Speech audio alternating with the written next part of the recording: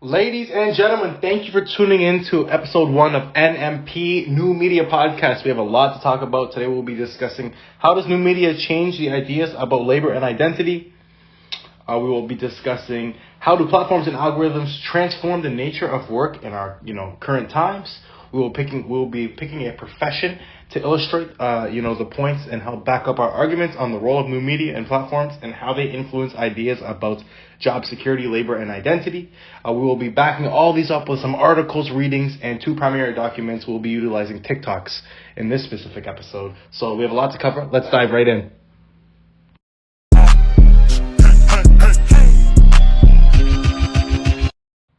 So without further ado, let's dive into the first question. It is, how does new media change ideas about labor and identity? Well, in my opinion, new media like social media and digital tools changes how we think about work and who we are. Before, people had jobs and identities tied to their companies or professions, but now with these new technologies, the lines are kind of blurred. People can work in different ways, show different sides of themselves online. For instance, someone might have a full-time job but also run a popular page on social media, be an influencer on the side. This shifts the traditional idea of work and identity being tied together because it allows people to have multiple roles and identities. There was an article, a reading that we did in class by Roger Silverstone. It was very interesting and it relates to this. It states that the technologies that have emerged in the recent years, principally but not exclusively digitally technologies, are new. They do new things and they give us new powers. New digital tools are changing, how we work and how we show who we are. With things like working from home and, having this freedom and in short-term jobs online, people can now set their own schedules and work with people from around the world, through online, But this also means that jobs can be less stable. Work might mix with personal life. Digital technologies also change how we present ourselves. Social media and online profiles let us share who we are in new ways, allowing for more self-expression and new ways to connect with others. It's good and it's bad. It has its positives and negatives. There was another reading that we did in class by Sally Wyatt. In this article, they talk about the innocence is fading as people become more aware of the ways in which autocratic regimes can deploy digital media to suppress democracy, and how the dark net offers facilities to both organized crime and those legitimately seeking to invade the state or commercial surveillances. I wanted to talk about this because the quote shows how new media can change ideas about work and identity. It talks about the internet, how it was once seen as a place for free democratic interaction, like a town hall or a village square, but now it's clear that this isn't always the case. New media can also be used by powerful groups to control and monitor people, and it's a sad truth about, this new media today. For example, workplaces might use digital tools to watch employees, and they didn't even know. So it's a scary place. It's not always as it seems.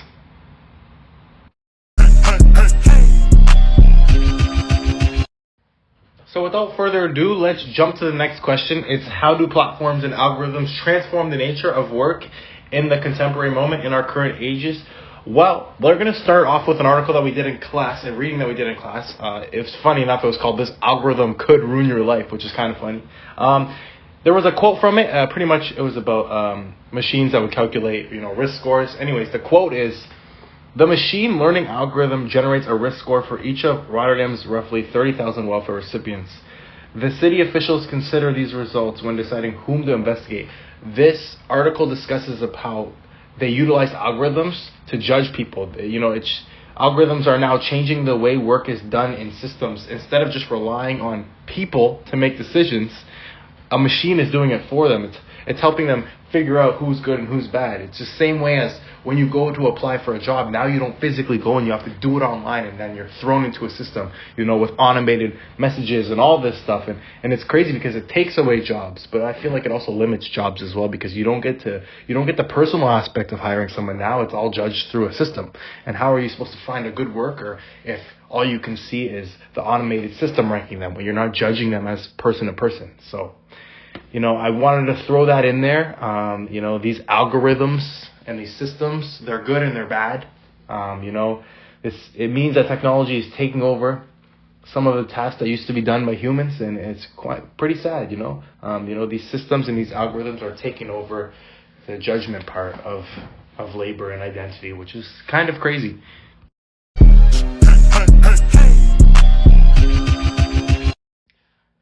Okay, so sorry to rush that last one. We are going to jump. We are getting a little bit close on time here. We're going to jump to a profession and how, it can help back up our argument in terms of the new media platforms. We discussed a lot how social media can shape identities and all that stuff. Well, this is a perfect example, because I think the perfect example of this would be a social media manager. They utilize platforms like Instagram to find job opportunities and build their personal brands. These tools help them reach more clients and manage their work, more flexibility for them. And, however, they do face challenges, but job insecurity from changing platforms, rules, stresses from always being online. Their work involves juggling many tasks, and their online presence is a big part of who they are. It's a big part of their identity. They need to be a big presence online. And I think this ties into the two TikToks that I chose for this. It was a Joe Rogan one, clip from his podcast, and it was just a guy talking. The TikToks pretty much talk about how digital media, social media, pushes us to reform our identities over and over again. In Joe Rogan's podcast, it actually specifically talked about how anything that you do in social media, you can form and then build your identity around that and use that to be your identity. So like this second persona on social media that you create for yourself is how you will pretty much view yourself in the world, just like a social media manager. It's a big part of their life. And eventually this flexibility of, having that second life, but then will probably take over your life and change how you actually view yourself. And then this will correlate and relate to future jobs and labor and identity, because how you view yourself is, what you're going to put yourself in situations. So it's pretty crazy. I think you guys should go check out those TikToks. They're very good. But yeah, it's crazy. We live in a strange time.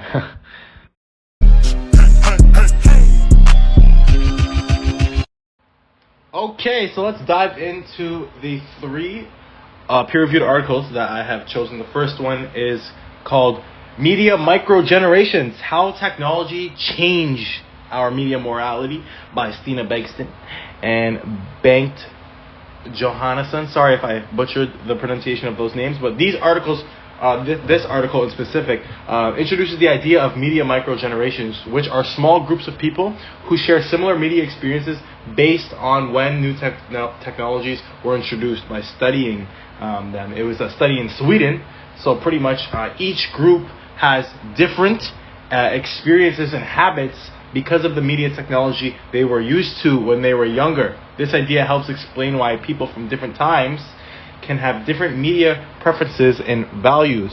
So I find that pretty cool. Based upon the technology that was based in that time, that'll shape the habit of how you are and ultimately kind of shape your identity. So I thought it was pretty cool. Thought I'd throw that one in there. To add on to that last article, there was another article that is kind of similar. This one is called Not Only People Are Getting Old, The New Media Are Too, Technology Generations and Changes in New Media Use. This article pretty much focuses and looks on how different age groups use both old and new media over time, and it focuses on the older people and how they use things like email, chat, social networks, etc. The study finds that even as new media becomes popular and more available, the older people might not use them more and still go to the old forms of technology. It shows that just having access to new media doesn't always mean people will use them more.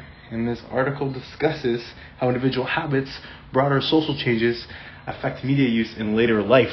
So it's pretty interesting how even when there is new technologies, they will go to their habit and what they're used to. Kind of similar to that other study, based on what you know and what you've grown up to, you're going to shift towards that.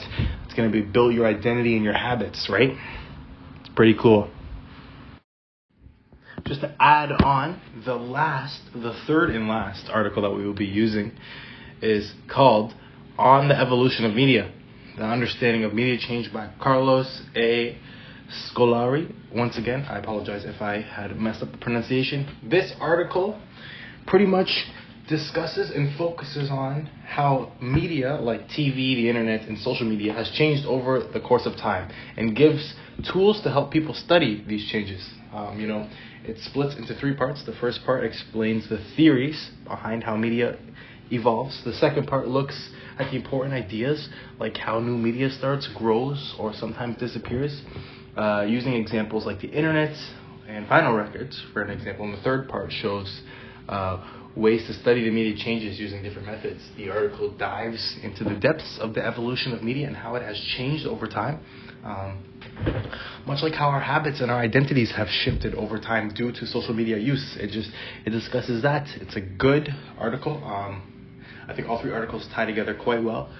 But yeah, the article, it discusses how it's changed over time, how it's, evolutionized. It's gotten way more advanced and a lot more personal, in terms of security and identity. There's a lot more of you on these new technologies than you probably think there is. And this evolution has been studied and it continues to be studied, but it is quite an interesting article. And I would definitely take a peek at it if you guys are interested.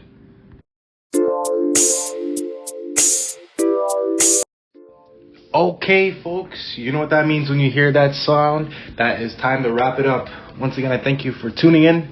We discussed a lot of things. We discussed about how new media changes how we work and see ourselves. Digital tools let us work in different ways and show different sides of who we are online. This means that our jobs and our identities aren't as fixed as they should be. While these tools offer new chances, they also make us rethink what work and self-image mean in today's digital world. Anywho, I thank you very much for tuning in today. Thank you for joining this podcast. Stay tuned for the next episode. I thank you. This is NMP New Media Podcast, and this is Bryden Pfizer out. Peace. Wanna give me the I do not need.